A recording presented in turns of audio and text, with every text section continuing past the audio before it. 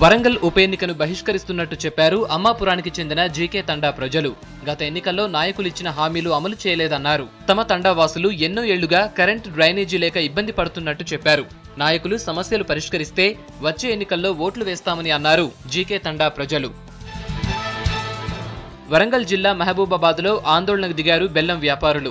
అనుమతితో తెల్ల బెల్లం అమ్ముతున్న తమ షాపులపై ఎక్సైజ్, పోలీసు అధికారులు దాడులు చేస్తున్నారని ఆరోపించారు. అధికారుల నుంచి రక్షణ కల్పించాలని మహబూబాబాద్లో బైక్ ర్యాలీ చేశారు. తెల్ల బెల్లం అమ్మొద్దని అధికారులు అసభ్యంగా తిడుతున్నారని ఆర్డీఓకు వినతిపత్రం ఇచ్చారు.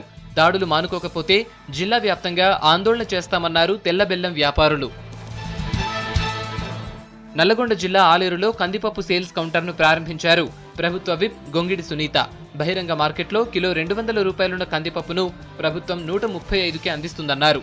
పేద, మధ్యతరగతి ప్రజల కోసం సంక్షేమ పథకాలు ప్రవేశపెట్టిందన్నారు. పెరిగిన పప్పుల ధరల్ని దృష్టిలో పెట్టుకుని ప్రభుత్వం రాష్ట్ర వ్యాప్తంగా సబ్సిడీ కేంద్రాలు ఏర్పాటు చేసిందన్నారు.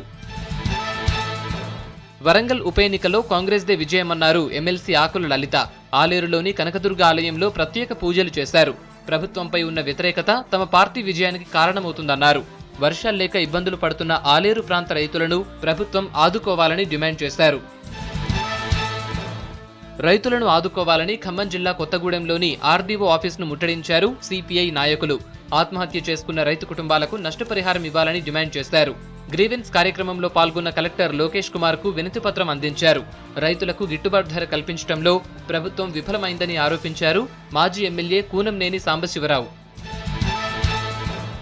ఖమ్మం జిల్లాను కరువు ప్రాంతంగా ప్రకటించాలని జిల్లా సరిహద్దు ప్రాంతాలను ముట్టడించారు సిపిఎం నాయకులు. రైతులు పండించిన పంటలకు గిట్టుబాటు ధర కల్పించాలని డిమాండ్ చేశారు. చనిపోయిన రైతు కుటుంబాలకు ఎక్స్గ్రేషియా ఇవ్వాలని కోరారు. జిల్లా సరిహద్దు దిగ్బంధంతో వెహికల్స్ నిలిచిపోయాయి. దీంతో పోలీసులు సిపిఎం నాయకుల్ని అరెస్ట్ చేశారు. గ్రామాభివృద్ధి లక్ష్యంగా ప్రజాప్రతినిధులు పనిచేయాలని పిలుపునిచ్చారు మంత్రి ఈటెల రాజేందర్. హుజూరాబాద్ నియోజకవర్గంలో 100% మరుగుదొడ్ల నిర్మాణంపై అవగాహన సదస్సు నిర్వహించారు. ఈ కార్యక్రమంలో పాల్గొన్న ఈటెల నియోజకవర్గంలో 100% ప్రజలు మరుగుదొడ్లు నిర్మించుకునేందుకు అధికారులు, ప్రజాప్రతినిధులు కృషి చేయాలన్నారు.